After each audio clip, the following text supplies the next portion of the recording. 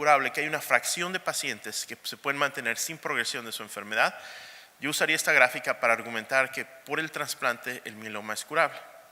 Y otra vez los números son 30% del 30%. Ahora, para tener un seguimiento a 20 años, a estos pacientes se les inducía en aquel entonces con VAD, algunos de ellos incluso hasta con melfalán antes del trasplante, y no tenían ninguno de los esquemas más modernos, más profundos para inducir citorreducción pretrasplante. Y si la aritmética de la persistencia de esta remisión se mantuviera, pues entonces esperaríamos que un número más alto de pacientes eventualmente se curen del mieloma múltiple. Y eso es otra de las razones por las que se mantiene como una opción importante para nuestros pacientes. Ahora, el mismo grupo, y esto lo mostraba ayer, ha mostrado, sobre todo con sobrevida libre de progresión, que lo más importante es llegar no solo a la remisión completa, sino a la enfermedad mínima residual. Entonces nosotros estamos ya de rutina midiendo enfermedad mínima residual post-trasplante. Esto se puede hacer tanto con citometría de flujo como con secuenciación de nueva generación. Nosotros lo estamos haciendo con secuenciación, pero aquí ven, por ejemplo, una sobrevida global que está por arriba del 50% a 168 meses después de que el paciente ha sido tratado, en aquellos que en la curva azul ahora no tienen solo respuesta completa, sino que tienen enfermedad mínima residual negativa. Y esto entonces está realmente abriendo toda una serie de puertitas y de preguntas que tienen que ser abordadas. Una es si esto es importante para todos los subtipos del mieloma. Tenemos la hipótesis de que a lo mejor no es cierto para todos los mielomas. Para el mieloma más indolente a lo mejor está bien controlarlo, no necesariamente darle todo el poder bélico de nuestras herramientas terapéuticas, pero lo que también se mantiene como una hipótesis que potencialmente puede ser confirmada con algunos de estos estudios es que para el de alto riesgo sí hay que darle todo ese poder bélico, porque el de alto riesgo se tiene que tratar más como una leucemia linfocítica aguda, y eso obviamente gran parte de esta información viene de las pautas del grupo español. Ahora, vamos a hablar de algunas de las opciones digamos de vanguardia que se están usando ahorita como inducción. ¿Cómo llevamos a más pacientes a esta curva del color azul? Los estudios son incipientes, obviamente hay estudios de fase 3, los voy a enseñar obviamente el del BRD, pero uno que usa el KRD como inducción, este es el estudio del doctor Zimmerman que hace KRD seguido por trasplante, seguido por KRD, luego un poquito de mantenimiento KRD light y después mantenimiento con lenalidomida. En este caso el objetivo primario es respuesta completa estringente en mayor del 50% de los pacientes, es decir, las pautas de lo que consideramos éxito para estos tratamientos siguen subiendo y si bien es un estudio pequeño y hay estudios paralelos que se están haciendo en este sentido, en este caso lo llevaban al 80% de los pacientes que llegaban a una respuesta completa estringente. Y con citometría de flujo que la hacían para enfermedad mínima residual, el 70% de sus pacientes llegan a ser negativos. Es decir, si podíamos doblar el número de pacientes que llegan a la respuesta completa. Ahora, recalco, esto es astringente, es mejor que la curva azul de que demostraban los españoles, pero simplemente si usamos la misma terminología y el 30% de ellos se mantienen bajo control, pues entonces estamos quizás considerando que en 15 años vamos a ver a este tiempo de regreso, vamos a decir, bueno, a lo mejor hasta el 20% de los mielomas ya se estaban curando en ese entonces. En alguna ocasión oí del doctor Gómez Almaguer, no sé si está aquí, el doctor Gómez, ahí lo veo en la audiencia, me dijo, ¿sabes que si te fijas en las neoplasias hematológicas, cuando empiezas a causar remisión completa en el 50% de los pacientes, es cuando las empezamos a curar? Ya estamos ahí en el mieloma, lo que necesitamos es un poquito de tiempo. Pero todos vemos pacientes de estos en nuestras clínicas que se mantienen con control a muy largo plazo, que los vemos en sus visitas y bueno, a veces nada más hablamos de política y otras cosas, ¿no? El doctor Jakubowiak nos ha presentado, obviamente él ha sido pionero en el desarrollo del KRD, comparaciones por ejemplo en el lado izquierdo KRD con o sin trasplante en pacientes de nuevo diagnóstico, en el que primero se muestra la tasa de respuesta máxima, a veces nos muestra que las respuestas máximas no ocurren en forma inicial, a veces hay que darle un poquito de tiempo al tratamiento. Esto también ya nos los había mostrado en su tiempo Rubén Isbisky con los tratamientos para los no candidatos al trasplante. El punto aquí es que a veces a lo mejor es no solo llevar al paciente al trasplante, sino darle el tratamiento adecuado post-trasplante. Y en el caso del KRD, otra vez regresando al estudio del doctor Zimmerman, se ve que hay un grupo muy alto de pacientes que pueden llegar a remisiones muy, muy profundas. Entonces yo creo que esto es importante. Se están reportando estudios ahora de combinación de daratumumab en combinación con agentes, como les muestro aquí. Es decir, estamos buscando el R-CHOP equivalente para el mieloma múltiple. Y la gente se empieza a antojar a lo mejor con eso.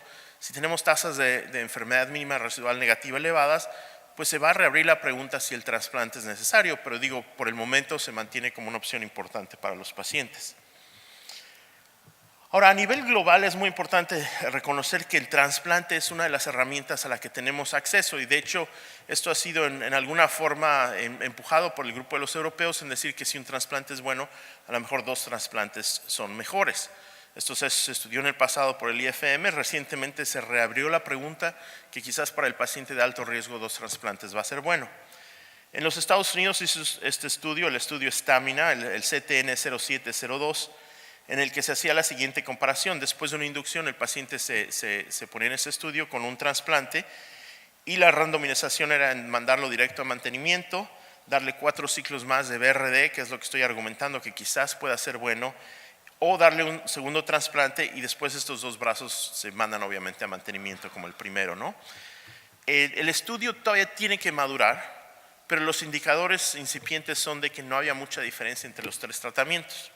Ahora, esto no quiere decir que nos da claridad específica en que alguno de estos sea necesariamente mejor. Probablemente es que las diferencias son realmente pequeñas, estamos en ese punto, entonces tenemos que empezar a dar pasos un poco más pronunciados para hacer este progreso que necesitamos en el trasplante para el mieloma múltiple. Quizás el estudio más importante es el estudio el 2009 del IFM, que fue tanto del IFM con los investigadores de la Universidad de Harvard, del centro de Dana-Farber. Estos pacientes se trataban con una inducción con RBD y básicamente la randomización era entre seguir RBD o RBD con un trasplante en medio, darles un poquito más de RBD, y después todos los pacientes se ponían en mantenimiento con lenalidomida. En cuanto a las respuestas, este estudio que también necesita más tiempo de maduración, las respuestas completas eran un poco más elevadas cuando uno añade el trasplante a la receta de tratamiento inicial, del 59 contra el 49%. Quizás lo más importante es que la enfermedad mínima residual negativa era más alta en los del trasplante comparados con los que nada más era el RBD. Ahora, esto era con citometría de flujo, entonces hablamos de niveles de 10 a la menos 4, 10 a la menos 5, no 10 a la menos 6 como se hace con secuenciación de nueva generación. Y lo que es bien interesante es que si uno compara los 2 brazos, uno se da cuenta que la razón de que el trasplante ayuda es que un porcentaje más grande de pacientes llega a esta enfermedad mínima residual.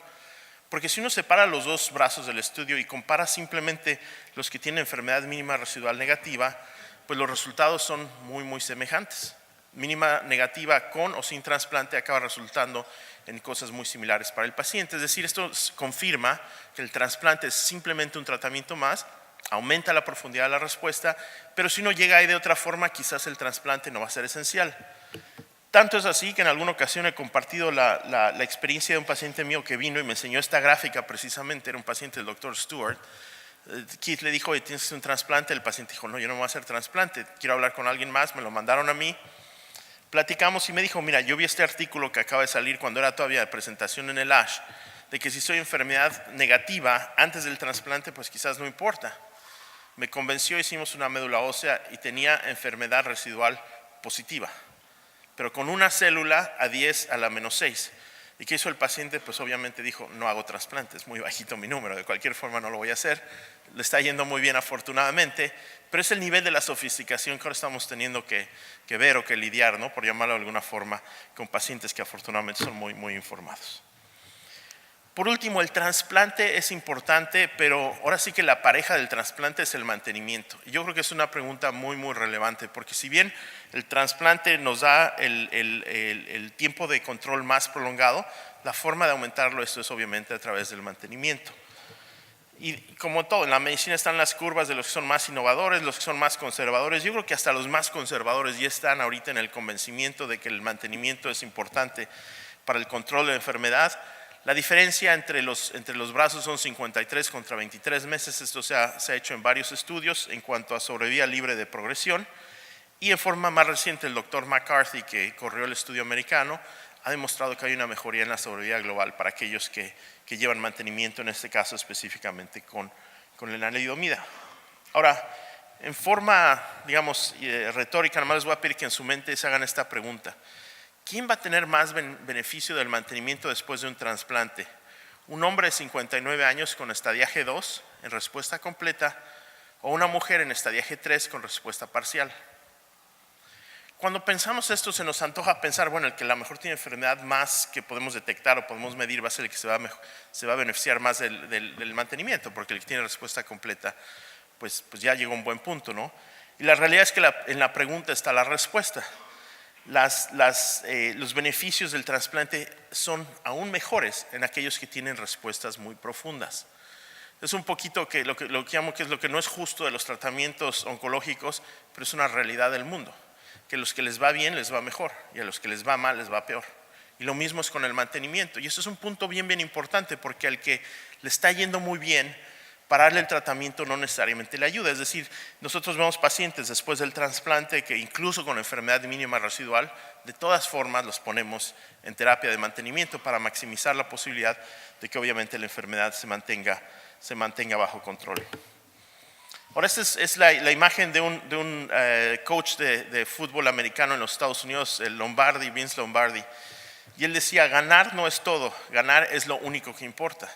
Y creo que me atrevo a decir que eso es lo que va a pasar en el mieloma múltiple. La enfermedad mínima residual no es todo, es lo único que va a importar en el tratamiento, a menos de que estemos equivocados para aquellos mielomas que son un poquito más indolentes. Esta es la gráfica de un paciente mío, nada más quería mostrarles el reporte. Es un paciente que tiene mieloma, tenía menos 17. Le hicimos un trasplante, después del trasplante se puso en mantenimiento, primero con la combinación de bortezomib, lenalidomida. Lo hicimos por 1 año. Y después la cambiamos en una práctica que hacemos con frecuencia ahora, la cambiamos a ixazomib lena. A los 2 años le hicimos enfermedad mínima residual y tenía negativo en 0. Y bueno, nos empezamos a rascar